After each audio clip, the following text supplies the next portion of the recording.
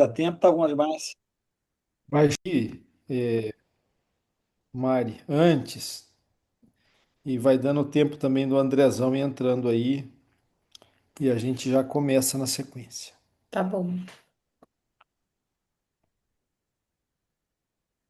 Bem, agradecer aí a presença de todos a esse Pen Wine, que será aí especial. Nós estamos aqui com um tema muito importante para nós, médicos de dor, que vai ser passado aqui para nós aí pela doutora Mariana Campelo de Oliveira. Muito obrigado, viu, Mariana? Já estamos virando Mari para todos nós aqui da mesa. Muito obrigado. Por favor.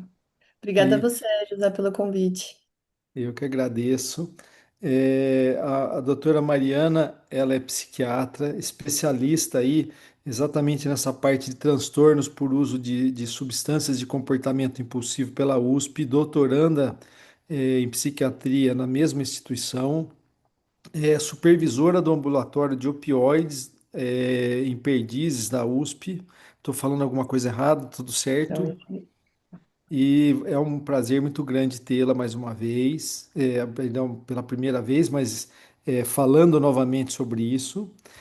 Nós vamos ter na mesa, Mari, eu, o Alexandre Mil, a Cecília Nobre, que você conheceu, o André Mansano, que também é fã seu, né? E o Angel, que é do México, ele entra, às vezes, ele por causa de fuso horário, eles estão sempre mais cedo, ele deve entrar daqui a pouco aqui, tá? O tema então vai ser adição a opioides, adicção, né? Como reconhecer e conduzir. É um tema extremamente importante, apesar do brasileiro menosprezar um pouco o assunto, né? Porque é uma realidade diferente da vivida nos Estados Unidos, né? Onde os planos de saúde eles cobrem, eles fazem a cobertura da medicação e aí isso gera uma dependência com mais facilidade, vamos assim dizer. A realidade brasileira ela foge um pouco disso, mas não é bem assim, né? Eu entendo que você vai passar as nuances disso tudo para nós. Muito obrigado. Sei do pouco tempo que temos para falar do assunto, não é um tema tão abrangente. Fique à vontade, fique sócia nossa, venha sempre aqui ouvir um pouco de dor e até falar outras vezes, viu? E tá sempre aberto sobre isso. Esse ano temos aqui alguns eventos que com parceria da Sobramid muito importantes. Então vou passar aqui a todos. Aí tivemos aqui o Summer Pain, que foi em janeiro, do Dr. Gilvan, que foi um dos idealizadores, mas enfim, toda a Sobramid da Bahia. Foi um evento especial. Vamos ter ainda esse ano, de 5 a 7 de março, o primeiro congresso da Sobramid Goiás. Então é um evento aqui voltado aqui para o Brasil inteiro, grandes nomes do mundo, na verdade, da dor. Também temos de 13 a 15, talvez o maior evento aí que vai ter no Brasil aí, que é o workshop do IPE para o exame do FIP e CIPS, que é apoiado pela Sobramid, mas é pelo Instituto Mundial de Dor. Teremos ainda 24 a 27, apoiados pela Sobramid, de junho, o Congresso da LAPS, que é a Latin America Pain Society. De 22 a 24 de outubro, o nosso Lagos Dor, que também é apoiado pela Sobramid e é um evento especial, é um evento muito amigável, acho que vale a pena todo mundo participar, que goste do mundo da dor, porque você encontra os grandes nomes e você tem um contato muito próximo a todos. E ainda já temos agora a data do Congresso Brasileiro da Sobramid, que vai ser no ano que vem, de 28 a 31 de julho. É um evento bianual, é o maior congresso de dor da América Latina e vai acontecer exatamente de 28 a 31 de julho. Já marque isso no calendário para nós aqui de 2027. Quero agradecer os nossos patrocinadores, que é a OMED e a Genismed.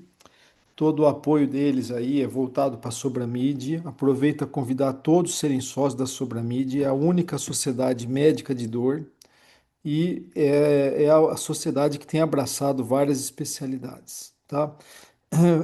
Inclusive rodiziando aí os presidentes, o atual presidente, Dr. José Oswaldo, que é da neurocirurgia, depois teremos o Dr. Frederico Barras, que é da ortopedia, e assim a gente vai rodiziando.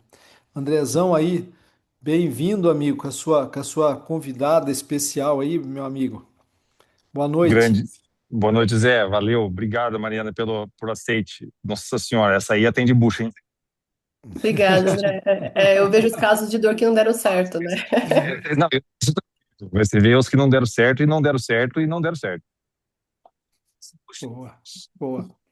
Então, estamos curiosos por tudo aí, Mari. Mari, fique à vontade, a palavra é sua, viu? E eu sei que o André já me contou que você é uma especialista em vinho, que você sabe tudo de vinho, eu não tenho dúvida disso, né? Olha, pior que eu gosto, viu? O problema é que eu que trabalho com dependência de substâncias, Uhum. quando eu ganho vinho é mau sinal, né? Então, tá dando Melhor que retorno ganhar só. um vidrinho de fentanil, né, Mari? Não é verdade? Nossa, já aconteceu, né? Da gente ter que internar e ter que confiscar as ampolas. Mas, bom, de novo, agradecer pelo convite. Obrigada, André. E eu acho que é muito importante, hoje, né, que eu não estou falando para um público de psiquiatras, porque a gente tem justamente uma tentativa muito grande de conseguir falar um pouco sobre a questão da dependência de opioides num público que relativamente vê pouco, mas a gente tem visto cada vez mais. Então, apesar de ainda não ser tão prevalente, está aumentando muito, né? Então, eu vou falar pouco sobre isso ao longo da aula também. Deixa eu só encostar a porta aqui para que ter com barulho aqui, só um minuto.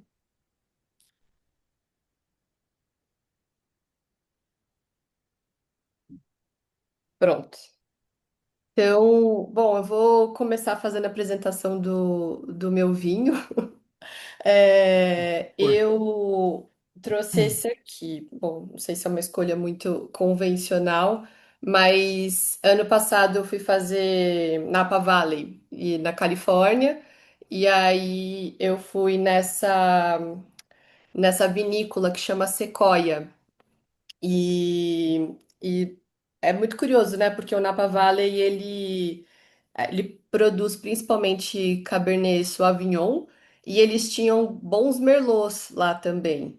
Mas parece que teve um filme, e nesse filme, que eu não me lembro qual que é agora, falaram mal do Merlot californiano, enfim, o filme fazia uma... E agora eles produzem basicamente Cabernet Sauvignon, mas esse aqui, ele é um blend, então ele é Cabernet, eu acho que ele tinha um pouco de Merlot também, mas era pouco, assim, 1%, e eu acho que alguns, não, uns 10% e uns 10% assim, de Cabernet Franc. Mas ele é muito bom. Ele não é uma vinícola tão conhecida lá do Napa Valley, tem umas. é, Eu já ouvi falar dela, Mari. Muito boa a vesícula, é. Muito. Mas eu visitei algumas outras que eram maiores, assim, mas não tinham vinhos tão bons. Essa eu achei realmente o vinho muito bom. E eu tinha visitado, chama Cambium, esse. E eu tinha visitado, no ano passado eu fui também fazer Mendonça. Nossa, Mendonça é uma orgia É uma- gastronômica junto com os vinhos, né? E a comida americana não é tão boa assim, mas o vinho era bom. Mesmo com a comida ruim, o vinho conseguiu ser bom mesmo assim. Porque vinho, qualquer vinho fica bom combinando com comida, né? Então esse realmente recomendo. Se forem para o Napa Valley, podem Legal, visitar o Sequoia, muito bom. legal, legal. Muito bom. Surpresa, viu? Legal, muito boa. Boa, boa escolha. Um brinde para você aí. Saúde. Vou ficar Saúde. na minha água aqui por enquanto. Deixa eu compartilhar aqui a minha tela com vocês. Ops. Minha cola aqui, ó. Boa. Bom, vamos lá. Tá dando para ver? Sim. Sim. Bom, eu não sei se vocês conhecem o Instituto Perdizes. Eu sou do Instituto de Psiquiatria da USP, né? Mas quando a gente tinha um setor de álcool e drogas muito pequeno no IPQ, e há 3 anos atrás o próprio HC desmembrou o IPQ, aliás, só o álcool e drogas dentro do IPQ, e a gente foi para o Instituto Perdizes, que é um instituto novo do HC, que ele tem metade álcool e drogas e metade cuidados paliativos. E aí, dentro do Instituto Perdizes, eu coordeno o ambulatório de opioides lá. Então, foi quando a gente abriu o Cotoxó, que é o Instituto Perdizes, a gente já tinha muita dificuldade de manejar esses usuários de opioide que vinham encaminhados do próprio HC, principalmente dentro dos grupos de dor. E não tinha ninguém na psiquiatria, apesar do nosso grupo ser muito forte de álcool e drogas, tinha pessoas experientes que lidavam, mas algo muito ainda incipiente comparado com usuários de crack, cocaína. Então, foi muito legal que a gente pôde fazer o ambulatório de opioides associado ao IPER.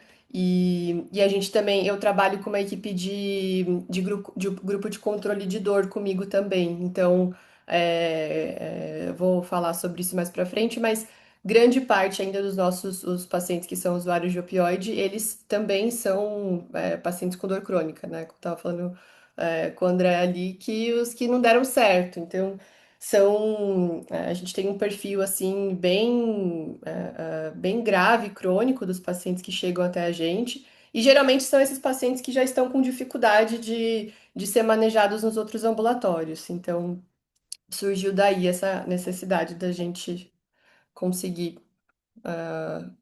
contemplar tudo isso. Esses são os meus conflitos.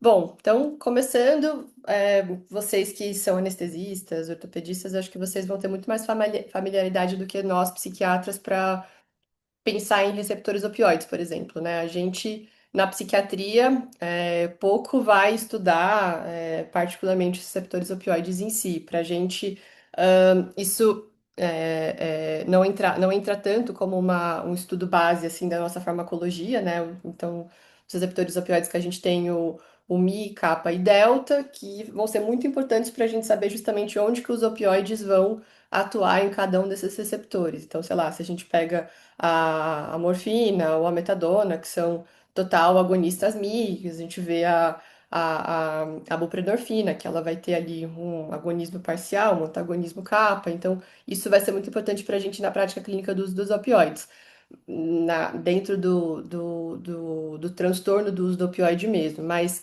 na psiquiatria, para a gente, acho que os receptores opioides mais importam, pensando num outro contexto, é o quanto que esses receptores opioides eles também modulam emoções.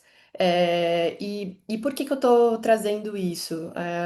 Porque o que a gente observa nos pacientes, e eu que trabalho com usuários de substância no geral, de álcool, drogas, cocaína, crack, eu diria que eu acho que desses grupos de usuários de substâncias, particularmente quem faz uso de opioide, eles têm algo mais persistente nessa questão de desregulação emocional por conta do uso da droga. E faz muito sentido, porque os receptores opioides, eles modulam alguns afetos, como, por exemplo, raiva,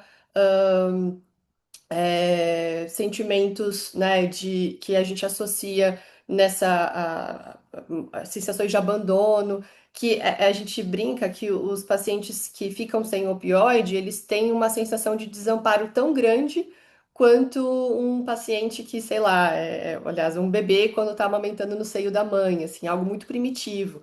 E a gente vê muito isso nos nossos pacientes, e o medo, assim, de ficar sem o acesso da substância que chega a trazer ali uma desregulação. Então, a gente vê esses pacientes, às vezes, agressivos, pedindo os remédios, são aqueles pacientes que chegam num pronto-socorro, pedindo morfina, e quando você não dá a morfina, eles fazem toda uma crise. Então, é importante a gente pensar como que os próprios receptores opioides além, claro, né, quando eu agonizo ele com uma droga exógena, eles também, os nossos receptores no mecanismo mais fisiológico, eles têm particularmente uma coisa importante no funcionamento nosso, principalmente pela questão do prazer, né? São os receptores opioides que vão me dizer o quanto esse vinho que eu tomo é prazeroso, por exemplo. Então, essa recompensa que eu tenho justamente trazida por esses receptores.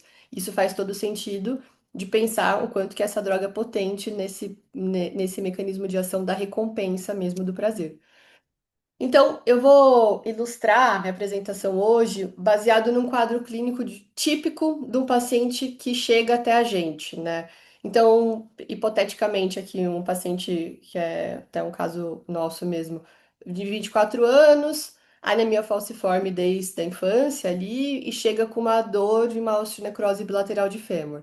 Então, um paciente que vem encaminhado do ambulatório da dor, porque em algum momento ele começou a trazer sintomas psiquiátricos, né? E um uso descontrolado da medicação para dor. Então, uma ansiedade intensa, dores que começam a ter um padrão muito difuso. A gente brinca que é aquela dor que sobe e desce, né? Dói aqui, dói ali. Que, por exemplo, não tem um padrão compatível com uma crise de falcização, né? Não tem uma relação, particularmente com o quadril dele, onde tem a osteonecrose. E esse uso ali indiscriminado do opioide, muitas vezes como um afago também dessa dor existencial, né? Porque a dor, ela também, ela vai ser não só física, mas psíquica também. E o que a gente vê nesses pacientes, isso é grande maioria, um empobrecimento muito grande da rotina deles. Eles não têm outra vida a não ser ir no hospital, ir no médico. Isso é muito comum, principalmente, especialmente nos pacientes com anemia falciforme, né? Acho que eles ainda têm ainda um quadro clínico até mais grave, mas não se resume só aos falcêmicos. A gente também tem muitos fibromiálgicos, né? Que em algum momento foi prescrito lá um opioide, também chega. Então, esse paciente, sei lá, tinha sido manejado lá no ambulatório de dor, já tinham prescrito uma sertralina para ele, teve a melhora parcial ali de ruminações, labilidade emocional, mas ainda assim tinha preocupações muito excessivas com familiares. Ele tinha perdido uma avó recentemente e tinha esse empobrecimento do campo existencial. A vida se torna somente é, cuidar dessa doença, que é uma doença grave, né? Então, a gente vai observando que a somatização e a dor crônica, elas ficam num espectro muito psicossomático, e que esse sofrimento que o paciente expressa, ele é muito concreto, porque ele vira como uma dor, né? Uma expressão corporal. O sofrimento dele se manifesta pela dor.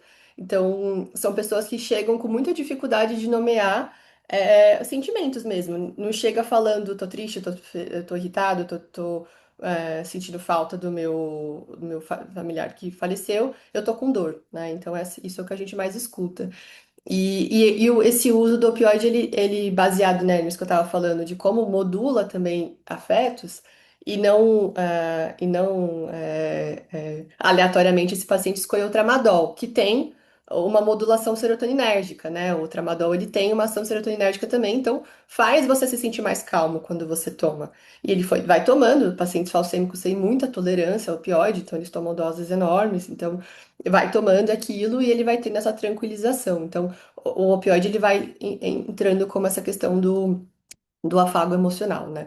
E aí esse paciente, ninguém talvez tenha muito olhado para isso antes, né? De que de ter um transtorno ansioso, ele tinha várias vulnerabilidades e que não foram muito bem, talvez depois não foram vistas ou não foram muito endereçadas, mas ele tinha várias vulnerabilidades ali para a gente pensar que fosse talvez um possível fator de risco para um transtorno de substâncias. Então tinha questões sociais, ele não conseguia concretizar nada da vida porque ele trabalha e tem dor, ele fica em pé e tem dor, tem questões de lutos não elaborados, tem a questão biológica da própria doença, então dificilmente os falcêmicos eles conseguem mesmo trabalhar, isso é uma das coisas que eles trazem muito pra gente, os mais graves, né? Porque tá o tempo todo internando, então eles é, acabam tendo muita essa interrupção da vida por conta das internações frequentes, né? Então, esse é mais ou menos o perfil assim que a gente recebe no nosso ambulatório. Então, esse foi um estudo que a gente publicou ano passado. 55% dos pacientes eram tratados por dor, então vieram encaminhados para a gente porque tiveram quadros dolorosos mal manejados, então muita cirurgia, muito manipulados, muitas cirurgias de coluna, tiveram algum acidente e aí ficou com uma dor crônica decorrente do acidente, cirurgias ortopédicas, fibromialgicos, a gente recebe até cefaleias, assim, que em algum momento prescreveram pronto-socorro da vida opioide e a pessoa começou a tomar. A gente tem também os usuários de drogas mais recreativos, que tem aumentado bastante também. Então, o transtorno de uso opioide é um transtorno que começa cedo, né? Começa em jovens, mas a gente tem visto um perfil até mais cedo ainda. O adolescente, eu recebo às vezes pacientes adolescentes que, assim como, sei lá, começava a se fumar maconha ou beber. Jovem, eles começam já usando opioide no ambiente recreativo, principalmente com aquele xarope de codeína. Então, eles fazem uma mistura que chama Lean, com xarope de codeína, que você mistura o xarope junto com umas balas de gomas, assim, para ficar doce, e ele fica meio colorido. Então você vai tomando isso como se fosse uma bebida alcoólica, por exemplo. E tem uma questão de cultura musical, assim, que fala sobre esse tipo de bebida. Então é uma coisa que a gente tem visto também aparecer aqui no Brasil, apesar de ainda a gente não tem uma magnitude tão grande de transtornos de uso de opioide como em outros países, né?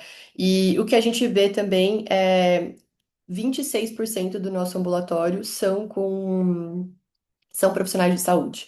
Então, a gente tem muitos anestesistas, é, que aí nem tem tanto um contexto sempre de dor, né? Mas muitos técnicos de enfermagem, muitos veterinários também, que chegam até nós, enfermeiros, que começaram a usar no contexto ali de uma sobrecarga muito grande de jornada de trabalho, estresse, e aí recorreu ao muito fácil acesso à substância, né? E muito fácil para comprar também, então pegava no hospital ou veterinários assim, né, que conseguem comprar em grande quantidade com uma justificativa de ser para usar para uso veterinário também tem muito acesso.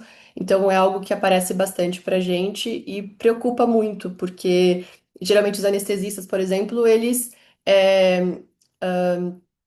não buscam tanto o atendimento justamente por medo de serem cortados do trabalho, né, de alguém descobrir. E no final das contas, o que a gente acaba vendo é que de alguma maneira isso acaba acontecendo e o trabalho ele te demite, mas ele não te encaminha para um tratamento, né?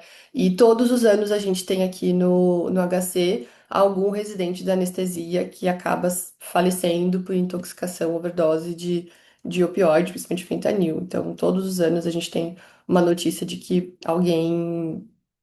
de aconteceu, perdemos alguém, né? Então, se a gente for comparar o que a gente, a importância da mortalidade pelos opioides comparado com até outras substâncias, os opioides, só o opioide sozinho, ele é praticamente o dobro da morte de todas as outras substâncias juntas somadas. Então, a mortalidade pela intoxicação de opioide é muito maior do que, sei lá, é, a cocaína, do que o benzo. Aqui a gente vê que esse amarelinho aqui, o que puxa um pouco ainda dos estimulantes, em alguns países eles têm muito a presença de metanfetamina, né? Então, metanfetamina se faz injetável também. Quem assistiu aquela série, o Breaking Bad, né? Conta um pouco essa história. Então, também uma substância que é injetável, também tem potencial grande ali de arritmias, então também tem uma mortalidade alta ali na intoxicação, mas nem se compara ainda aos opioides, principalmente o fentanil, né? Então, quando eu pego aqui um comparativo do fentanil com outros opioides, o fentanil disparado, ele é o que causa mais mortalidade. Então, a gente antes tinha-se uma ideia de que a tolerância protegia da overdose, mas hoje a gente sabe que mesmo usuários experientes morrem, né? Então, não é à toa que 120 mil pessoas anualmente morrem de overdose de opioide. Nos Estados Unidos, é maior a incidência em jovens, morte por overdose de opioides do que de acidente automobilístico, por exemplo. Então, realmente é uma grande questão de saúde pública. E no Brasil, uma coisa que é interessante é que a gente, historicamente, é uma rota de crack e cocaína, né? Principalmente de cocaína ali dos países andinos, enquanto o opioide ele fica concentrado na produção, principalmente ali no Oriente Médio, e do Oriente Médio, lá das plantações de papoula, abastece Europa, abastece Estados Unidos, e pouco sobra para chegar no Brasil. Então, a gente não tem uma cultura, talvez como uma substância tão prevalente aqui, justamente por conta da questão mais geográfica. Mas isso está mudando, né? Com a grande maciça entrada de opioides sintéticos, principalmente vindo da China, e muitos desses opioides eles são com pouco, sei lá, né, são meio contrabandeados, e eles começaram a entrar na rota do tráfico. Então, barateou muito o fentanil. Então, isso mudou muito o cenário, de substâncias, e por isso que isso escalonou tanto nos últimos anos. E no Brasil, a gente já tem visto isso, assim, no cardápio de drogas, quando você vai comprar maconha, cocaína, já temos notícias de pacientes trazendo que se você consegue comprar o fentanil também, que é esse fentanil que vem sei lá de onde, e inclusive é barato. Então, o que também é muito preocupante, né? Porque isso poderia disseminar muito rapidamente o opioide como uma substância para nós. Assim, o Brasil, a gente, claro, não tem uma magnitude grande ainda, principalmente em questão a impactos de mortalidade, mas o consumo de opioides analgésicos aumentou muito nos últimos anos. Então, se a gente pega ali entre 2012 e 2023, aumentou 9 vezes. Então, esses são os dados do Levantamento Nacional do Uso de Drogas do ano passado, que está saindo ainda, ele está meio saindo aos poucos, mas a gente já tem uma notícia disso aumentar muito. E saltou aqui a taxa de uso geral de 0,8% para 7,6%. Então é muito alto, né? Quando essa pergunta é uma pergunta, você já tomou opioide alguma vez na tua vida não prescrito? Né? Então, de um uso ainda pequeno na população geral já aumentou bastante. E o mais expressivo foi em mulheres. E não à toa, a gente sabe que as mulheres têm maior incidência de dor crônica também. Então, esse dado chama atenção. E o aumento da prevalência de uso de opioides saltou de 850% para 850%, né, de 2012 para 2023. Também é um salto muito considerável, né? E o opioide ele tem uma distribuição um pouco errática no Brasil, né? Ao mesmo tempo que a gente sabe que tem locais que falta muito prescrição de opioides, as pessoas são mal manejadas em relação à questão de dor, analgesia, em alguns bolsões isso acaba tendo um acesso maior, né? A cidade de São Paulo, por exemplo, uma cidade que a gente, claro, uma cidade grande, a gente tem uma população que tem mais acesso ao opioide, o que em alguns bolsões especial, isso também aumenta esse risco. Né? Então, isso é uma das questões, acho, importantes para a gente ir pensando como que esse cenário tem mudado e potencialmente vai mudar nos próximos anos também, né? E essa imagem, assim, é uma imagem clássica, que tem todo o congresso de dependência química, a gente vê a mesma imagem, né? Que essa até tá um pouco mais antiga, mas tem outras estudos até mais novos que estão mais complexas. Então, o que que como que o transtorno do uso de opioide ele vai se correlacionando com tudo isso, né? Então, como que eu começo a pensar em relação dessa substância que é uma substância importante, né?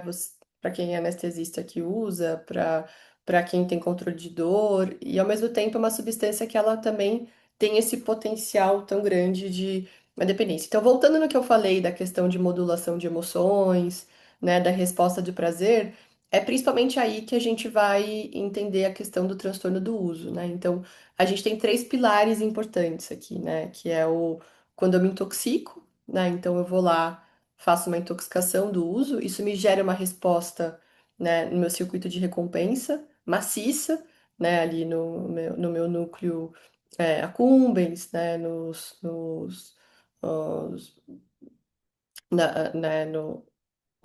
sistema de recompensa como um todo, e isso vai gerar ali essa sensação de prazer pela resposta dopaminérgica. Depois, quando vai abaixando isso, eu vou tendo, né, uma necessidade de novo de ter aquela resposta maciça, e isso vai me dando essa abstinência, que é justamente a questão física, mas não só. a abstinência ela também começa a aparecer com os afetos negativos. Então, antes do mesmo da próxima dose, você começa, ainda talvez sem abstinência tão, considerável, você começa a ter uma inquietação, um desconforto, um mal-estar, uma sensação de tristeza e dor, inclusive. E aí isso vai gerando esse estado de preocupação e antecipação, que é a fissura.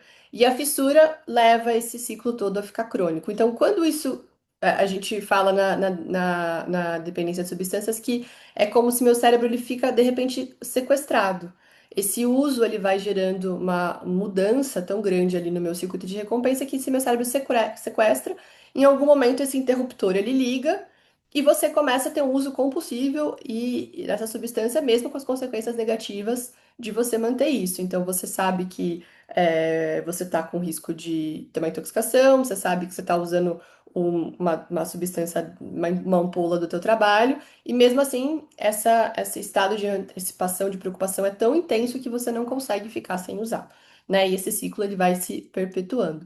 Então, eu acho que para a gente conseguir, antes, né, quando a gente falava do uso de drogas, até o DSM-4, ele tinha algumas classificações. Então, era uso abusivo, uso nocivo. Isso caiu por terra. Agora, no DSM-5, a gente não usa mais esses conceitos. A gente usa conceito de leve, moderado e grave. Então, exemplo, um paciente que ele está usando já uma dose além do que aquela que ele usava para obter os mesmos valores, o mesmo efeito, né? Já está com uma tolerância muito grande.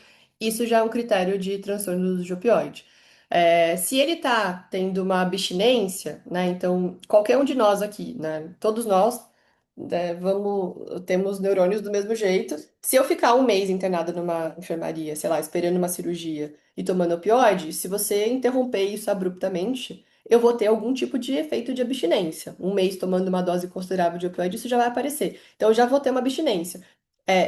E isso me remete a uma dependência física. Não necessariamente ainda eu tenho um transtorno comportamental por conta dessa dependência física, né? Mas isso já entra como um critério aqui do transtorno do uso. Então, a gente separa, né, o que são esses efeitos mais físicos, que é a tolerância, a abstinência, que isso qualquer pessoa que toma, né, pode ter, desses efeitos comportamentais, que é justamente quando eu começo a ter a compulsão.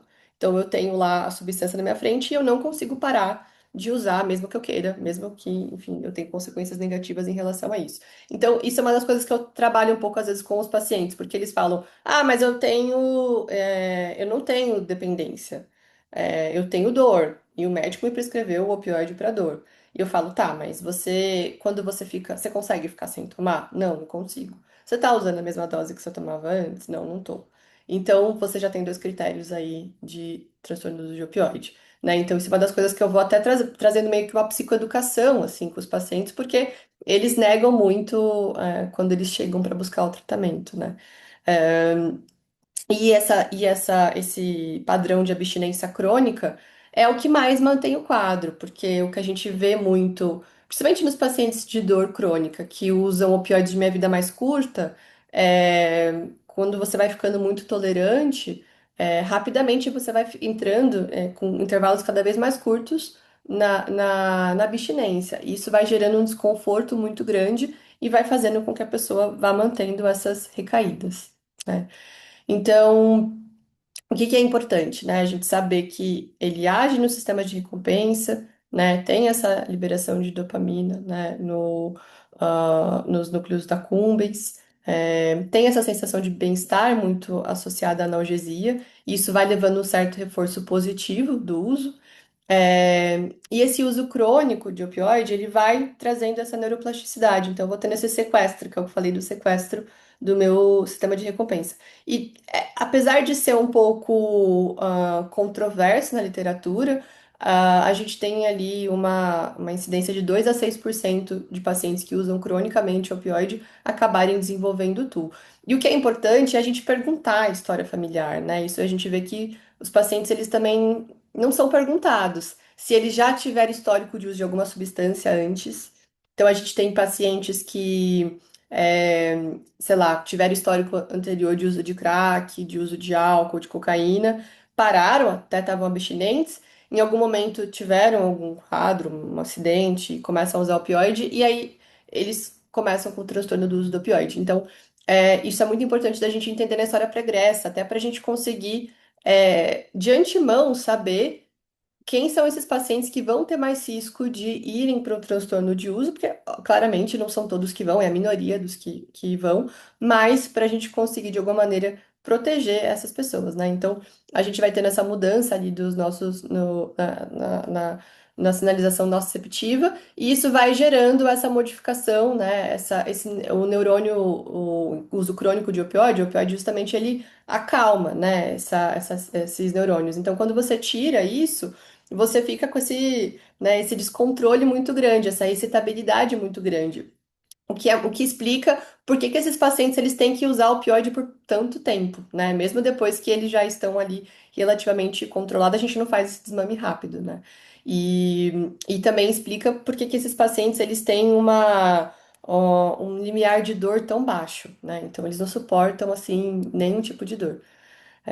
Esse estudo ele é muito interessante, né? Porque ele é um estudo da PEN que ele mostra justamente como que uma pessoa que tem dor crônica é como se ela tivesse uma recompensa duas vezes maior quando ela usa um opioide. Porque primeiro que ela vai ter a recompensa pelo efeito por si só que o opioide faz, é gostoso tomar opioide, né? Então, os pacientes eles vão relatando uma sensação de calmaria, uma sensação de tranquilidade, um bem-estar muito grande. E quando você tem dor crônica e você toma alguma coisa que alivia, nem seja crônica, né? Mas tem uma dor aguda e você toma uma droga que diminui essa dor, isso também dá uma sensação muito grande de recompensa. Então, por isso que eles vão ter esse alívio da dor junto com o próprio estímulo prazeroso vai ter um efeito maior aí de, de prazer.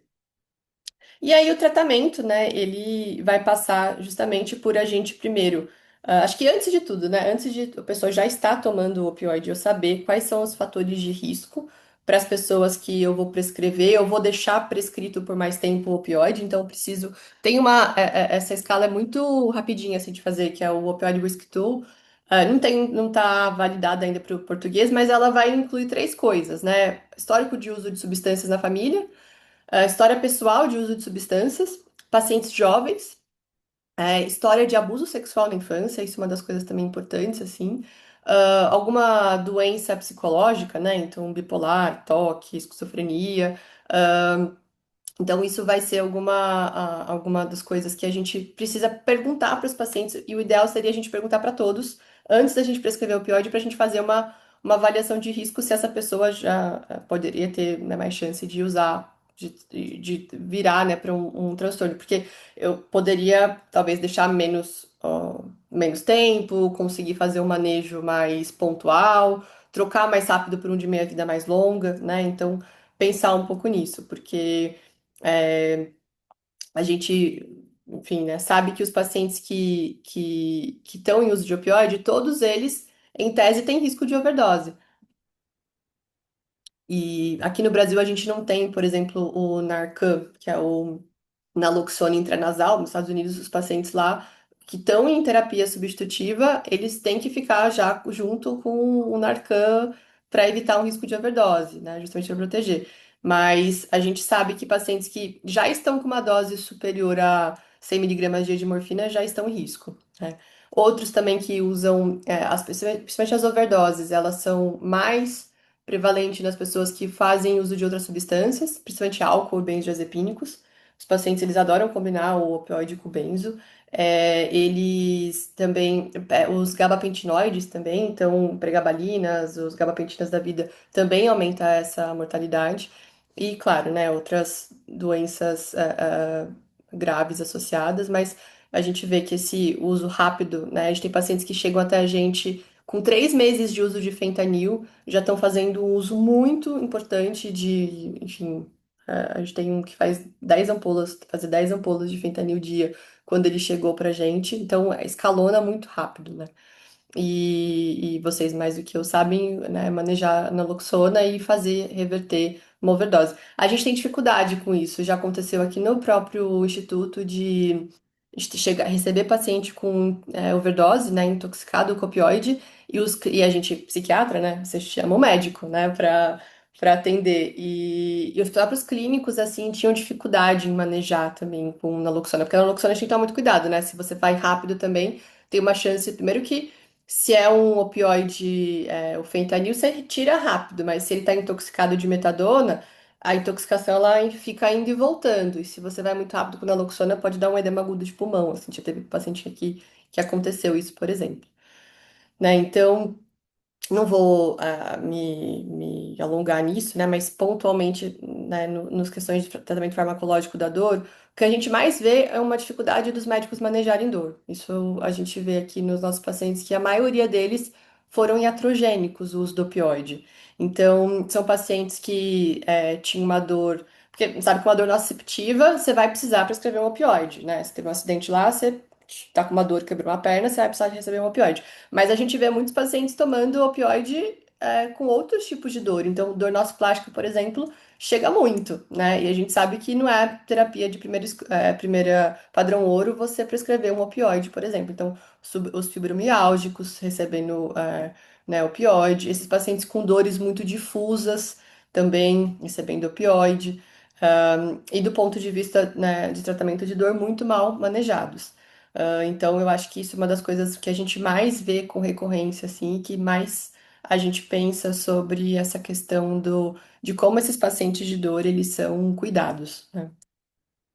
E uma das coisas que a gente também vê muita dificuldade é justamente de como os médicos manejam os sintomas de abstinência de opioide, justamente porque talvez não seja algo tão comum ainda, mas os pacientes eles chegam, como eu disse, né, com essa abstinência muito crônica e isso a gente até faz um treinamento com os nossos psiquiatras aqui do Instituto para eles conseguirem identificar. Já aconteceu ter caso do paciente chegar intoxicado com opioide e ele ter aquele efeito eufórico inicial e o psiquiatra que foi lá avaliar achou que era uma abstinência, deu metadona, a gente precisou entubar na enfermaria de psiquiatria. Então, é muito importante saber diferenciar, né? E saber principalmente que droga que essa pessoa toma, porque se a pessoa toma metadona, eu sei que a janela de intervalo da abstinência dela vai demorar pelo menos 24 horas. Agora, o paciente que chega usando fentanil, os mais tolerantes, em uma hora você já começa a abrir abstinência. Eles vão se picando de uma em uma, duas em 2 horas. Então, isso é uma das coisas importantes para a gente saber justamente como que a gente maneja os sintomas de abstinência, né? Então, dependendo da substância, você vai tendo uma escalada desses sintomas. Começa com uma fissura, uma ansiedade, vai dando uma inquietação, uma irritabilidade, as pupilas lá na intoxicação ficam mióticas, né? Na abstinência já ficam midriáticas. Os pacientes ficam com bocejo, piloereção. Isso vai intensificando. E aí a gente vai fazendo esse controle com a metadona, né? Então a gente faz uma conta, a gente tenta quantificar quanto que o paciente tomou de opioide, até para a gente saber mais ou menos, mais para frente eu falo disso, como que a gente vai calcular essa dose da terapia substitutiva com a metadona, mas se ele chega em abstinência logo de cara, no geral a gente vai tentando manejar ali a metadona com intervalos menores. Depois só isso em 24 horas. Depois a gente acaba já espaçando a dose da metadona até porque a metadona acumula e se a gente também deixa com intervalos curtos, também tem um risco de intoxicação. Então, caminhando aqui já para os finalmente, e voltando no caso clínico que eu trouxe no início, hipotético, né? É, o transtorno de opioide e dor crônica estão muito ligados, né? Então, desses pacientes que chegaram com tratamento de dor crônica, 64% tinham comorbidade com transtorno de opioide e 61% tiveram diagnóstico de dor crônica antes do diagnóstico. Então, o que a gente vê é que começa com uma dor crônica, começa o uso do opioide, nesse meio tempo o paciente começa com o transtorno do uso da medicação, começa um uso mais compulsivo, a medicação vai acabando mais rápido, o paciente ele vai passando no doctor shopping, né? Então ele vai passando em médicos diferentes para pegar receitas diferentes do opioide, sem que a gente se dá conta. tem um fator importante que os sintomas psiquiátricos mal conduzidos, eles pioram, justamente, o transtorno como um todo. Então, se o paciente ele não está bem manejado do ponto de vista psiquiátrico, ele vai recair muito mais no uso da substância. Por isso que é tão importante esse acompanhamento que a gente tem tanto com o grupo de controle de dor, porque eu sou psiquiatra, não sei tratar dor, né? Quanto do próprio acompanhamento dessa questão mais emocional dos pacientes. E a gente vê muito isso também, né? Uma somatização e essa percepção aumentada da dor. Esses pacientes de dor, eles são aqueles pacientes que uma mínima coisa que aconteceu no corpo deles, eles já estão percebendo isso, então eles somatizam demais os sintomas. Isso é uma das coisas que a gente vê bastante, inclusive muitos transtornos somatoformes tratando como dor, sendo que isso era, na verdade, uma somatização e não propriamente uma questão dolorosa em si, né? E a gente trabalha muito numa questão de que nossos pacientes, eles precisam se recuperar, independente ou não de ainda estar tomando opioide, porque esse é um outro ponto. Para mim, vale muito mais o paciente estar bem do ponto de vista, né, dos sintomas psiquiátricos, ele está funcional na vida dele, ele está conseguindo ter as realizações pessoais, do que ele ficar completamente desmamado do opioide, porque isso é uma das coisas que a gente tinha dificuldade aqui. O paciente interna. Psiquiatras, no geral, de dependência química, tem muito essa questão da desintoxicação. Então, internava, tiravam todo o opioide, davam alta. A gente até fazia isso aqui no IPQ, né, há uns anos atrás. Dava alta para pessoa sem opioide. Isso a gente sabe que aumenta o risco de mortalidade e de recaídas. Então, é uma das coisas que a gente tem treinado aqui na nossa equipe também. É, a gente, então, voltando, né, que eu estava falando sobre a gente ter que quantificar quanto essa pessoa toma de opioide. Então, a nossa moeda de troca é a morfina, então a gente vai avaliar, sei lá, se a pessoa chega tomando, ah, ela vai no pronto-socorro 2 vezes na semana, uma vez no dia, uma vez na semana, e toma uma ampola, de morfina endovenosa. A gente sabe que se a gente for converter para via oral, a endovenosa é 3 vezes mais potente que a via oral. Então, a gente faz isso para a gente quantificar a dose de metadona que a gente vai ofertar para esse paciente como terapia substitutiva, né? Tem até algumas calculadoras, às vezes, que a gente usa. Ainda mais quando o paciente é usuário de fentanil, como o fentanil tem ampola de 2 ml, 5 ml, 10 ml, às vezes a gente até usa umas calculadoras para conseguir saber a dose equivalente de opioide, né? Que às vezes até fica difícil da gente conseguir quantificar.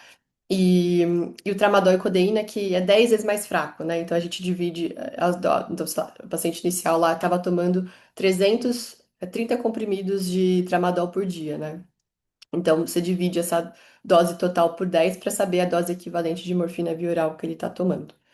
E lembrar que a metadona, ela acumula. Então, quando o paciente toma mais de 100 miligramas por dia, a gente já multiplica por 4, 5, 6.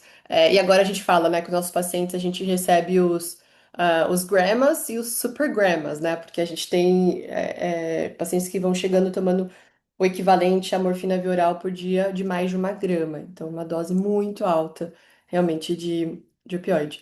E o que a gente precisa fazer, e o que a gente vê que os psiquiatras, no geral, também tem muita dificuldade de fazer, é introduzir a terapia substitutiva, né? Então, fazer a troca daquele opioide meia-vida curta, seja do tramadol, do oxicodona, por um opioide meia-vida mais longa, que a gente vai, como eu disse, recuperar o paciente e a gente vai desenvolver, trabalhar com ele um plano de redução.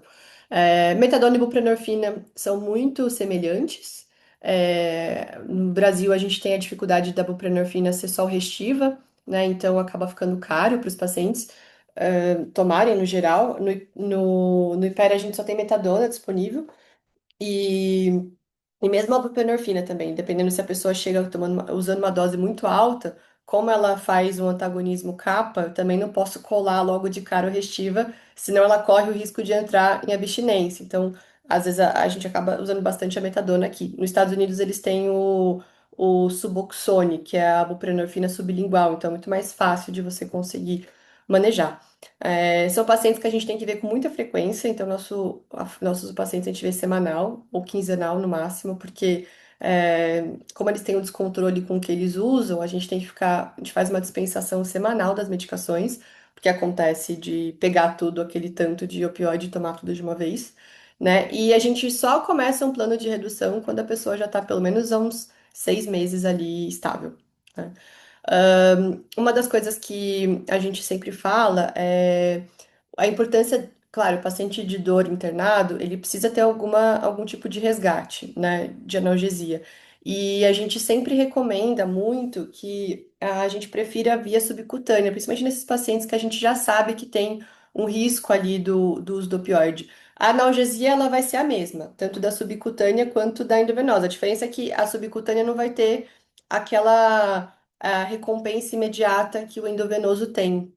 Então, isso é uma das coisas que a gente fala muito dos pacientes internados aqui no ICESP, por exemplo, porque senão eles ficam.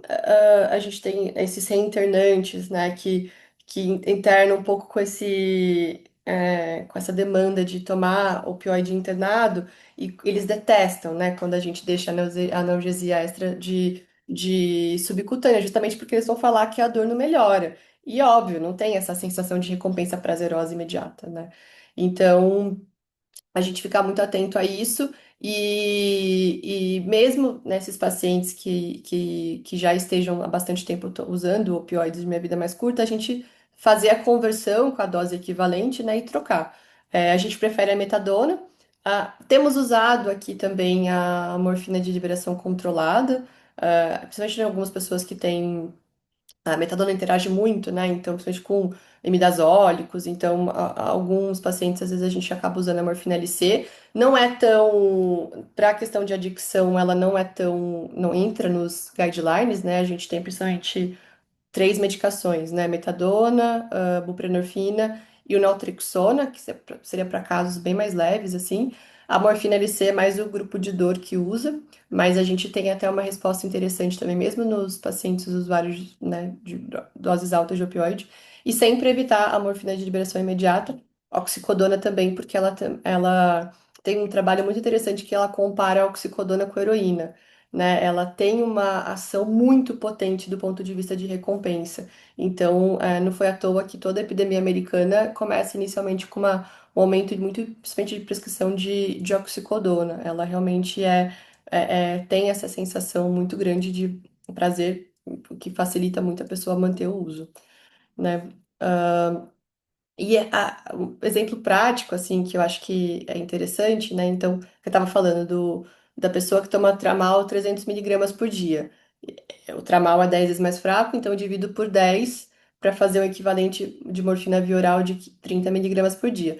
E aí, se a pessoa está tomando o equivalente de 30 miligramas por dia de morfina, eu sei que um comprimido de metadona equivale a 30 de morfina oral. Vai ser suficiente para esse paciente ficar bem manejado. Então, aí a gente pode deixar uma metadona de 5 miligramas de 10 em 10 horas, de 12 em 12 horas, para evitar essa abstinência crônica, esse uso compulsivo do tramal. Um exemplo 2 aqui, né? Uma dose total de 120 miligramas de morfina por dia. A gente, se é morfina via oral mesmo, a gente já converte direto para metadona, então dá mais ou menos 40 de metadona a dia. Quando a gente faz essa ajuste, porque no geral os pacientes eles não sabem quanto eles estão tomando. Eles chegam assim pra gente, eu tomo, sei lá, não sabem quantificar, não sabe se é 10, não sabe se é 20, não sabe se é uma caixa.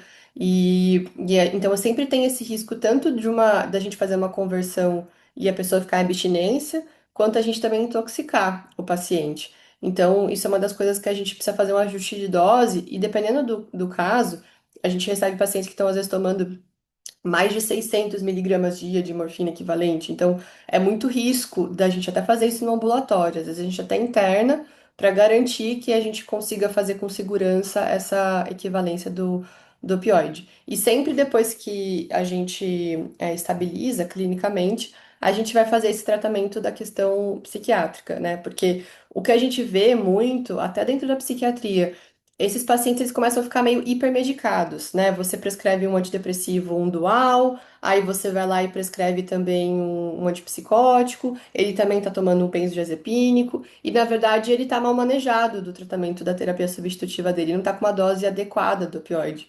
no geral. Assim, metadona você tem que ter medo, porque a metadona é muito fácil de você intoxicar.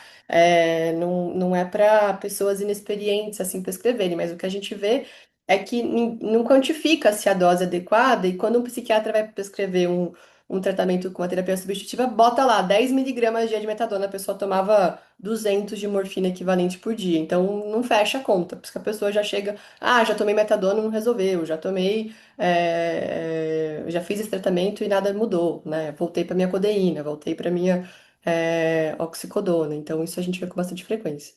É, a terapia substitutiva não deve se ter pressa para tirar. Então, pelo CDC, né? Eles fazem um corte ali de pacientes que estão usando opioide há menos de um ano e pacientes que estão usando há mais de um ano. Esses que estão usando há menos de um ano, eles até falam que você pode fazer uma redução mais rápida, de às vezes 25% na semana.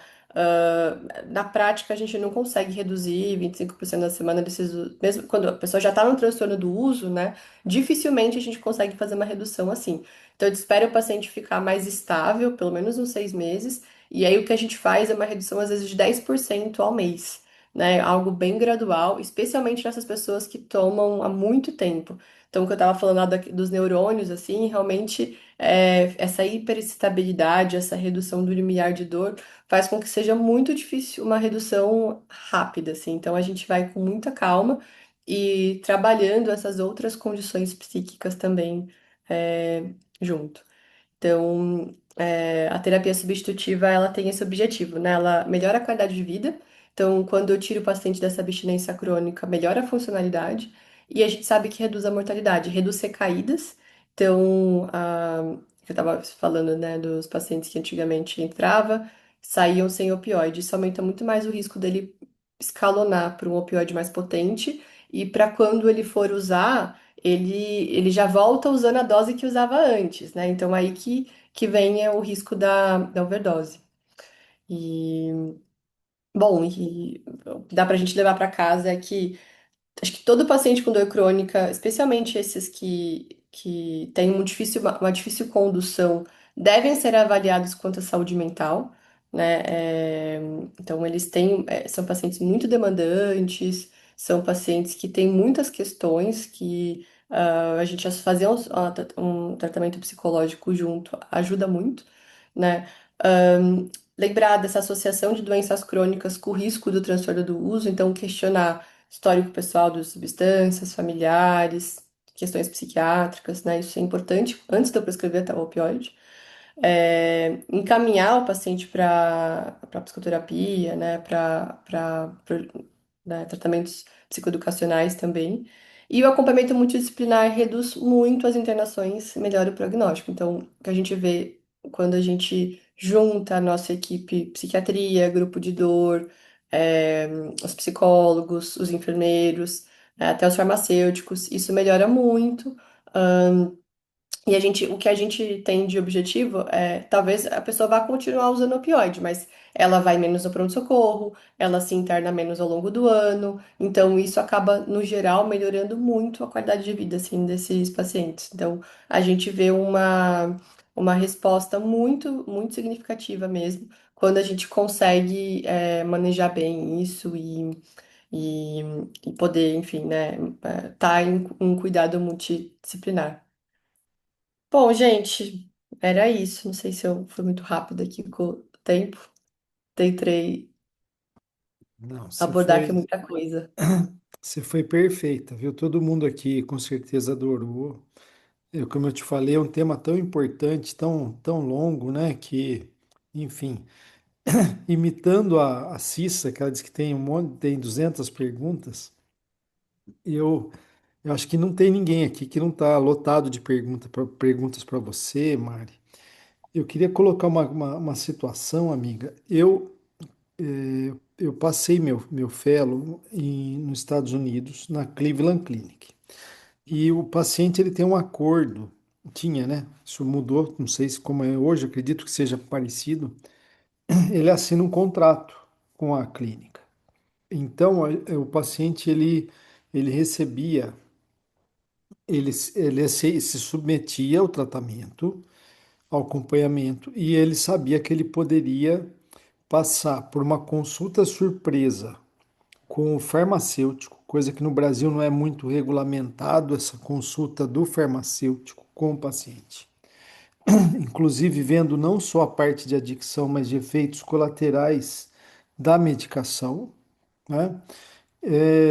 E ele era pego também de surpresa, tipo aleatoriamente, para fazer exame de urina. Então, a gente passava assim, indo em direção ao consultório, e em cima de uma muretinha, assim, tinha vários vidrinhos de urina no caminho, e todos tinham um termômetro dentro, Mari. Porque muitos pacientes traziam a urina de outra pessoa de casa, escondido na meia, num saquinho, e eles mediam a temperatura daquele paciente para ver se ele foi, era uma urina fresca ali, vamos dizer assim. Então era uma maneira mais rápida e talvez mais prática para fazer essa medição. Então, na verdade, a preocupação é muito antiga. Você até falou do Suboxone, né? Que na verdade é uma mistura da buprenorfina com a naloxone, né? Uma combinação dos dois.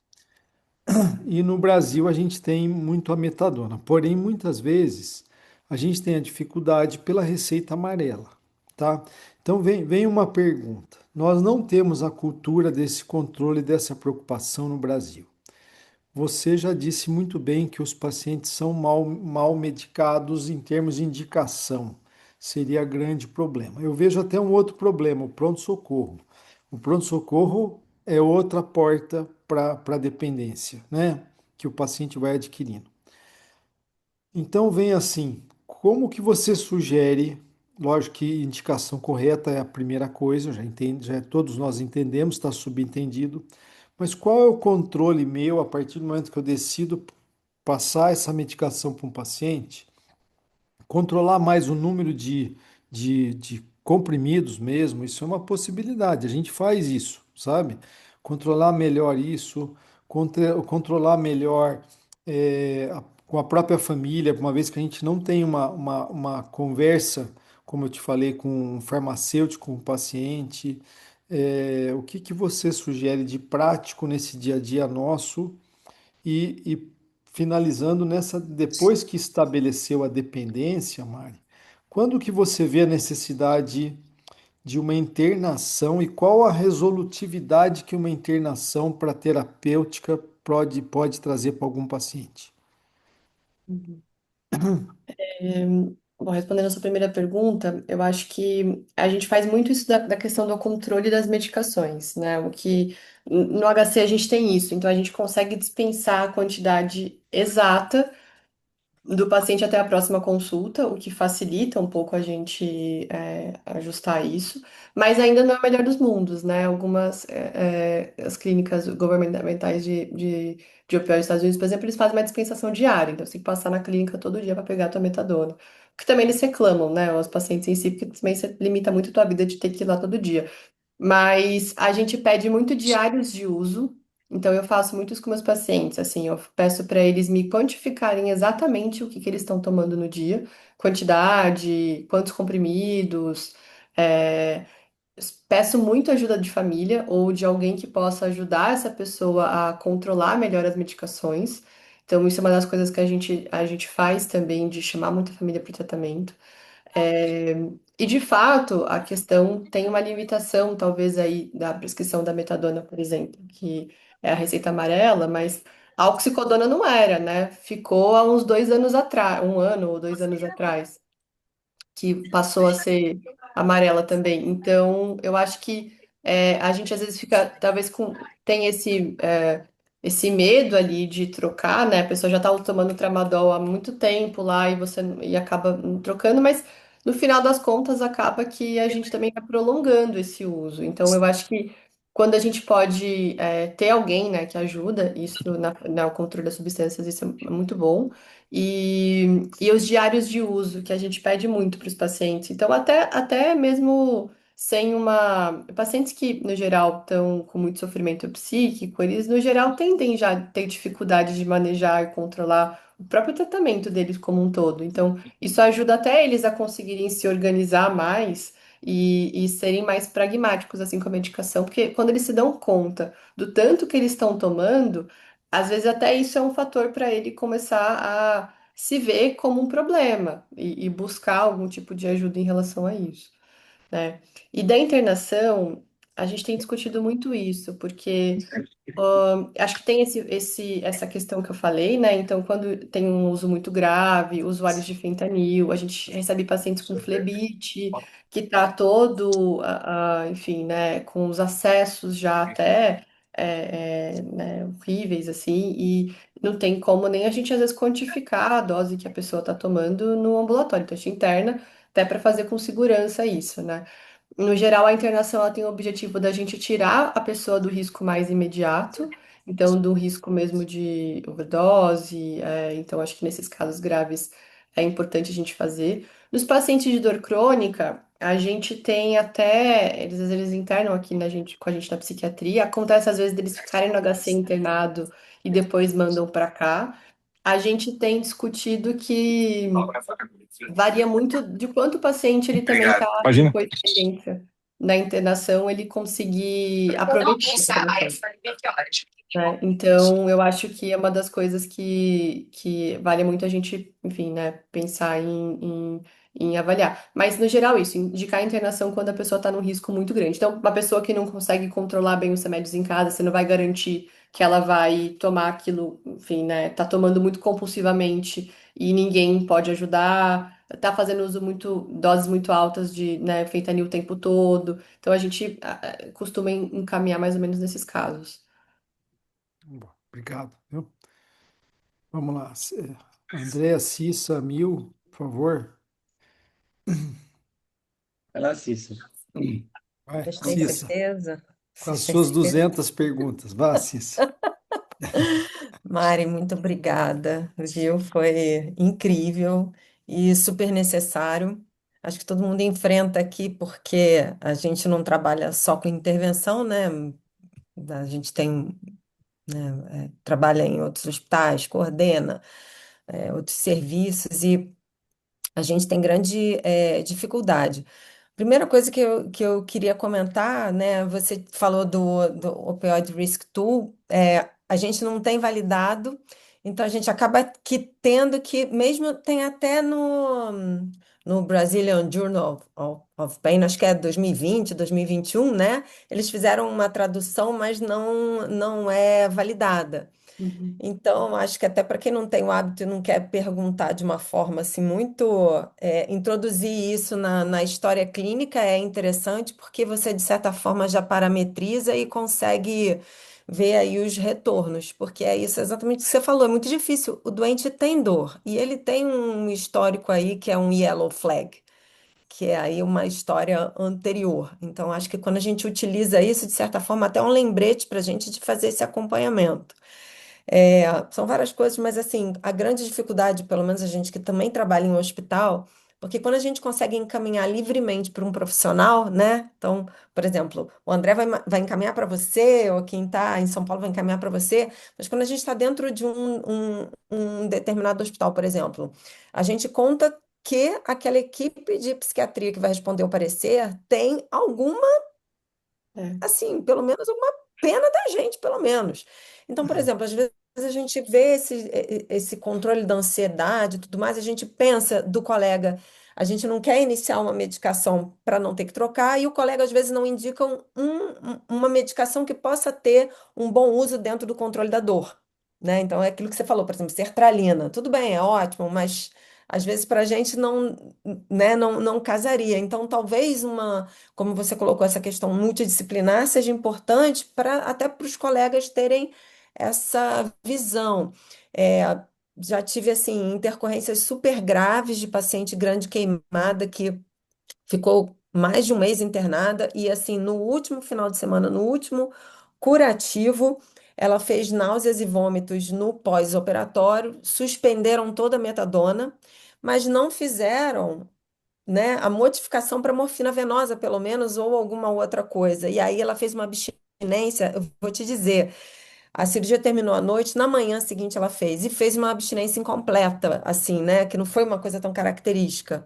Uhum. E aí, o pessoal que foi vê-la, isso que exatamente que você falou, além de não colocarem o SOS da morfina, que ajudaria aí no caso, tratou com Aldol e diazepam. Então, foi assim, foi uma tragédia da pior qualidade, né? Então, acho que são as coisas que a gente vê. E a minha outra grande preocupação com relação aos profissionais de saúde, eu não sei como que vocês conseguem controlar, que é a questão do descarte. Aquilo que está na seringa, o que vai injetar. Quando a gente retirou a Dolantina em 2019, lá do hospital, da emergência, eles começaram a usar muito no Bahia. E eu já estou com 3 casos. 2 são profissionais de saúde que vão à emergência para o uso de Nubain. E é Uhum. super difícil, super complicado. E acho que um grande problema também, e a gente vê até que no mundo né, que é a questão do descarte, impossível. É, Eu é, acho que, resumindo, porque tem muito mais e- coisa, senão ninguém fala. Isso do descarte é importante, né? Porque a gente teve notícia de profissionais de saúde, assim, que trabalhavam, né, dentro do hospital, relatarem que tinha, tipo, uma gavetona lá, que ficava todas as coisas, e era meio open bar, assim, você podia ir lá, pegar o que você queria e usar, assim, né? Então, realmente, é muito difícil de... Eu acho que tem alguns hospitais, até aqui em São Paulo a gente fez alguns protocolos para alguns deles, mas mesmo assim é muito difícil, porque como é que você regula, né, o quanto que usou, né, o quanto precisou, é uma dificuldade muito grande mesmo. E isso que você falou, né? É 5 minutos para a gente dar no pronto-socorro a substância e meia hora o paciente fazendo uma ouvidoria, né? Uma reclamação do profissional que está ali atendendo. Então, isso da Dolantina, por exemplo, a gente realmente foi muito. Dolantina, a gente recebeu muitas pessoas que vieram justamente desse fechamento da Dolantina em pronto-socorro, por exemplo, que já foi uma medida importante, assim, porque a gente tinha notícia de de paciente que tinha um home care exclusivo para ir dar Dolantina em casa, né? Então, Eu realmente, recebi ligação de uma médica, tá? E aí que a gente conseguiu descobrir que, na verdade, ela fazia esse uso. Então, assim, foi muito triste para mim, porque. Mas eu olhei, e é isso, né? Como a gente lidar, né? Ela me ligou, mas com muito desaforo. uhum, Como se eu fosse a irresponsável do mundo de retirar a medicação, e aí a gente. Mas foi muito difícil, sabe? Porque é profissional do hospital, e como que é difícil, né? Então, acho que, é, assim, mais. Não passou da hora de ter essa aula, né? Para a gente ter aí. Acho que essa normatização, e acho que talvez a gente agora, se unindo um pouco mais, a gente consiga ter uma visão global assim, da gente, né, e aproveitando a gente aqui, né, essa questão da Sobramid, trazer isso, né, e ter esse desenho, né, e que medidas a gente tem que tomar aí, né? sim, porque como o José falou no começo, né? Apesar, não é algo tão falado mesmo, né? Então, eu acho que quando a gente vai falando no pessoa física, a gente escuta um monte de histórias de um colega teu, de uma pessoa que procurou, mas no amplo a gente vê poucas mudanças ou pouco esse tema sendo abordado mesmo. Deixar o pessoal falar. Vamos lá. André, Não, a convidada é sua, André. salve, salve. Eu estou aqui saindo do hospital agora. Obrigado mais uma vez, Mariana. Já conversei com a Mariana, assim, ah, mas que estava em PCA em casa, perdão, com pique em casa, usando 10 miligramas de morfina EV de 4 em 4 para uma dor não oncológica, né? Queria perguntar como que você imagina que vai ser a influência, o efeito dessas novas receitas digitais que poderão ser prescritas aí. Uhum. Sinceramente, eu tenho uma preocupação, assim, porque eu falo assim, né, do ponto de vista pessoal, a vida do psiquiatra é fazer receita, né, e ficar emitindo receita o dia inteiro, assim, é uma invasão, assim, né, e essas receitas dão um trabalhão, assim, ainda mais, mas o que eu acho que na minha prática, especialmente meus pacientes que são de opioides, eu consigo ter um controle muito maior dele vir na consulta, dele fazer o tratamento, de eu garantir, né, que ele tá realmente pegando a prescrição e sendo cuidado com a receita que eu dou. Me preocupa um pouco também esse aspecto da receita online, que eu acho muito mais difícil da gente conseguir ter esse tipo, porque acontece talvez com os outros, né? Sei lá, você vai vendo, vai aparecendo os pacientes assim que a gente que às vezes está com um paciente muito estável, né? Você tratou uma depressão, tratou uma ansiedade, você tá bem, você não precisa necessariamente vir todo mês na consulta. Às vezes a pessoa pede a receita e você vai ver que faz 3 meses que ela não voltou, né? Hum. Então eu acho que eu tenho essa preocupação assim. Principalmente porque eu atendo não só usuários de opioides, mas meu tema de doutorado foi para drogas prescritas, na verdade, né? Então eu também atuo no ambulatório de drogas sedativas. E uma das coisas que a gente teve, um aumento de pessoas procurando para tratamento de dependência de Zolpidem só porque mudou para receita azul, né? Uhum. Então, que foi um grande ganho que a gente teve com essas pessoas conseguirem buscar ajuda, porque dificultou o acesso de comprar lá, né, que era receita normal 2 vias. Então, é uma preocupação que eu tenho, assim, também, André. Eu não sei como que vai ser, né? Mas eu penso que isso pode ser uma coisa que afrouxe muito, porque já são o dependente, o usuário de substância, ele já é um paciente difícil de engajar no tratamento. É isso que a Cecília estava falando, é aquela pessoa que ela não tem assim a mínima a Sente motivação para ir encabulado. buscar uma ajuda. Então já é muito difícil da gente conseguir fazer com que, sei lá, você pegar o transtorno do uso de álcool, 10% das pessoas com transtorno de uso de álcool buscam tratamento. Então, drogas prescritas, opioides, bens, já tem essa conversa que o paciente traz de, mas o médico me passou. Então, logo, eu não preciso de tratamento para isso. Então, me preocupa, assim, também. Uma das coisas que eu fico pensando que vai talvez dificultar. Por um lado, né, tem o que o José comentou, talvez da metadona, né, que é mais difícil a gente prescrever, poderia ser algo que ajudaria, mas eu penso que no saldo global isso pode ser algo que na verdade vai facilitar mais acesso. Eu concordo bastante com você. Eu vejo essa medida também com bastante preocupação pela questão de banalização do uso, né, da prescrição. Em especial, quando a gente fala de profissionais que não estão acostumados a prescrever e não estão, na verdade, cientes do risco. Eu faço o paralelo com a facilidade que é, na verdade, de prescrever a oxicodona, né? Uhum, Então, assim, não sei se é fato, mas a leitura que eu tenho é que o lobby da oxicodona foi para atingir não especialistas, né, para massificar o uso, e a receita carbonada acabou facilitando demais, né? Eu também vejo com preocupação. uhum,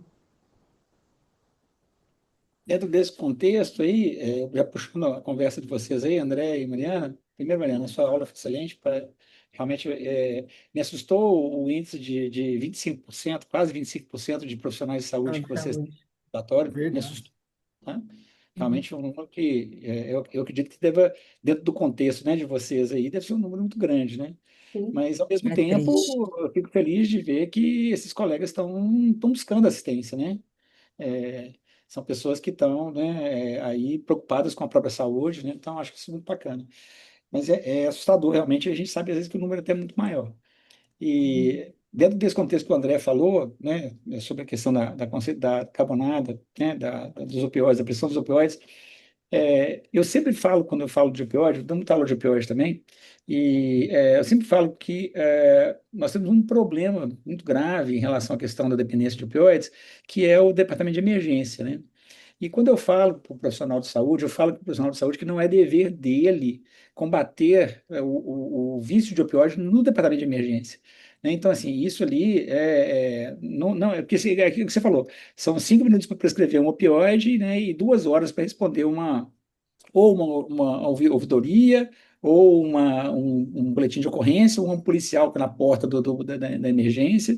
Então, assim, às vezes o colega da emergência, ele se vê envolvido dentro de situações, né, que transcendem a sua atuação, né, que vêm de problemas que vêm de muito antes, né, quando deveriam ser tratados a nível ambulatorial, né, e vão parar na emergência, né.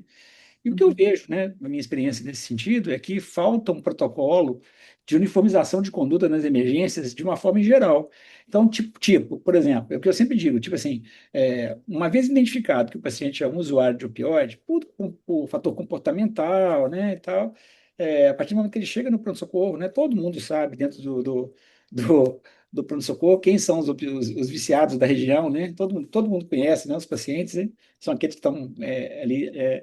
Esses pacientes, né, uma vez que eles sejam identificados, né, dentro do protocolo do hospital, isso passa a ser não mais um problema da emergência ou do médico, mas do próprio hospital. Então, assim, é uma internação compulsória, trazer um familiar para dentro da emergência para poder, né, discutir essa prescrição do opioide, e não apenas ficar entre o paciente e o médico, né, aquela briga do paciente com o médico, né.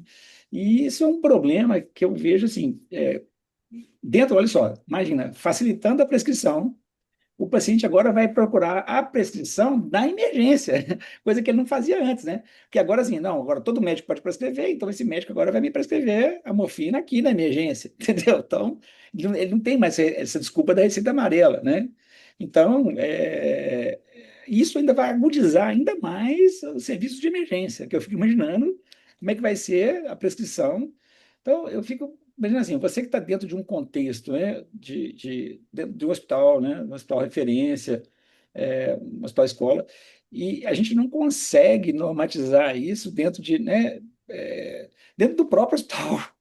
O próprio hospital que é o trabalho, a gente não consegue normatizar isso, né, dentro da emergência, né, da emergência, porque tem questões políticas, né? O hospital não quer se envolver com polícia, com ouvidoria, né, com o Ministério Público. Então, acaba que fica na mão do colega da emergência e que ele, com certeza, vai prescrever o opioide. Uhum.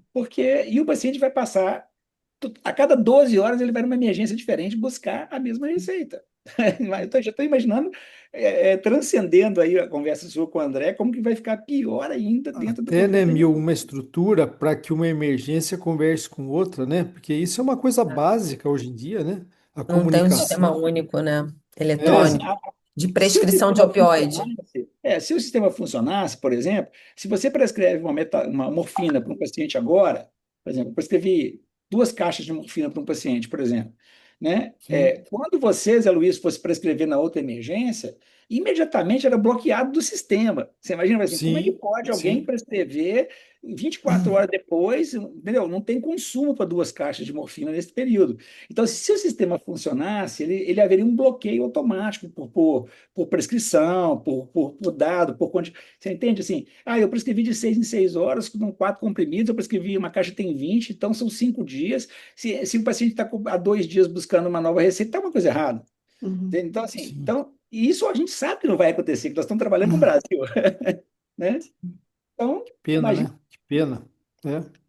É. E eu acho que, porque talvez assim, né? Eu fico pensando, isso que você estava dizendo, de uma. O hospital, ele meio que também não fica meio assim, né, de ter um protocolo em relação a isso, mas acaba sobrando para o médico da ponta, né, para o cara que tá lá no plantão do pronto-socorro, 2 da manhã, e vai lá a pessoa pedir o opioide. E eu concordo, eu acho que a gente talvez não vai ter, eu não sei, né, o quanto que vai ser parecido com outros países aqui no Brasil ou não, de fato ainda não é, mas está aumentando. Mas a gente tem uma questão que, assim, é muito fácil acesso ao opioide no pronto-socorro aqui, né? Então, no SUS, inclusive, assim, e a gente tem pacientes que chegaram que rodavam um raio de 100 quilômetros no dia, às vezes, para conseguir opioides em pronto-socorros diferentes, ao longo do interior de São Paulo, assim. Então, eu acho que o que era importante é que a gente pudesse, talvez, dentro dos próprios hospitais, ter um certo treinamento com quem atende na ponta, né? Porque talvez se eu atender a pessoa e falar, olha, você tem um problema com essa substância, você deveria buscar ajuda, talvez não vai surtir tão efeito. Mas se todos os médicos falarem isso todas as vezes que a pessoa for lá, quem sabe porque na dependência de substância a gente tem muito disso. A gente precisa falar muito para a Várias pessoa vezes, né? muitas vezes para ela conseguir levantar uma luz de que, opa, pera lá, eu tenho um problema com essa droga, né? Então isso demanda também um tempo e a gente fala muito, a gente chama de estratégias motivacionais que a gente vai usando. Então a gente vai fazendo essas perguntas meio, será que alguém se preocupa com o tanto que você está tomando aí de opioide, né? Então a gente vai fazendo para a pessoa começar a cair essa ficha. Isso não é fácil de fazer, né? Então, eu acho que se a gente tivesse um treinamento, uma capacitação também para quem está ali na ponta atendendo, talvez pudesse que esse discurso repetitivo engajasse. Sei lá, tem um ambulatório público aí, né? Por exemplo, de opioide, que pouca gente talvez até conheça e que poderia acolher pessoas que estão, né? E a gente, enfim, né? Sabe que o nosso é o único que tem no Brasil, né? Acho que tem, na verdade, que ainda tem, trabalho com dor crônica, eu sei que só tem o nosso. A gente tem um do Rio Grande do Sul, ainda lá no FRS, que ainda atende opioide, mas assim, no país inteiro, né? Então, realmente, fica-se como não existe esse problema, mas é o que você falou, todos nós que trabalhamos no pronto-socorro alguma vez na vida, chegou lá a pessoa que você já sabia que toda noite ela ia lá, né, pedir morfina. E o colega da emergência, né, ainda tem uma outra questão também, que o próprio hospital não valoriza a presença desse colega, né? Então, esse colega ele tem um alto ciclo é um turnover Rotatividade. muito alto, né? Assim, eles são substituídos, né, com muita frequência. Então, geralmente são colegas que têm uma formação médica, né, não especialista e que, sabe, vai ser muito difícil, pelo que eu vejo aí, com essa questão da prescrição. O André lembrou muito bem. E eu ia falar sobre essa questão das emergências, né? A gente precisa emergencialmente de um protocolo de uso para as emergências, para que os hospitais eles comprem esse problema como um problema de organização, né? Da própria organização, e E não saúde pública, né, meu? Saúde saúde pública, e pública. não do É, médico da exato, emergência, né? exato. Senão o O, cara acaba comprando problema com a polícia lá e tá ele lá na porta envolvido com, né? sim. O Mari, eu queria aproveitar também é o seguinte, ó, eu não tenho uma estrutura hoje onde eu faça a infusão corriqueiramente de BSV, que seria lidocaína e ketamina basicamente, tá? Mas tá virando uma febre em geral, tá? Uma infusão exagerada, talvez, na minha cabeça, eu posso estar enganado, Concordo. mas independente do exagero, e pode ser que seja até bem indicado, estamos começando a ver os dependentes de ketamina. Uma pergunta. Eu vejo, e, por exemplo, quando eu via lá nos Estados Unidos, até no serviço de dor aparecia um dependente de heroína, cocaína, outra substância. O opioide era a medicação para tentar buscar na fase, no horário, no ciclo do horário da dependência, a entrada do opioide junto com neurolítico, ansiolítico e antidepressivo. Seria essa a base. O opioide é muito parecido com esse tratamento também que a gente vê de uma maneira geral. Agora, a ketamina, aparentemente, na minha ignorância de dependências, né, de adicção, não é uma droga que dá uma dependência física, parece me dar muito mais de dependência emocional.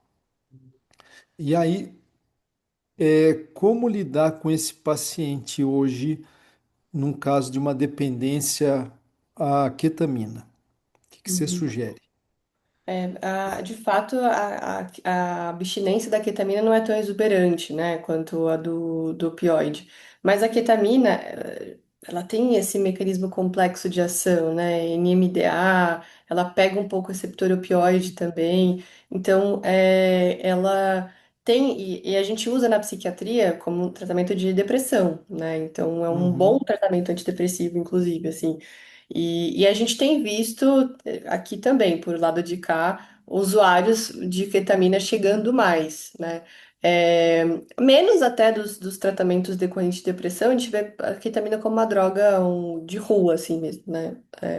Mas eu te diria que eu acho mais difícil tratar a dependência de ketamina do que a do opioide, porque a do opioide eu tenho um tratamento para prescrever para o meu paciente, Exatamente. sabe, eu consigo.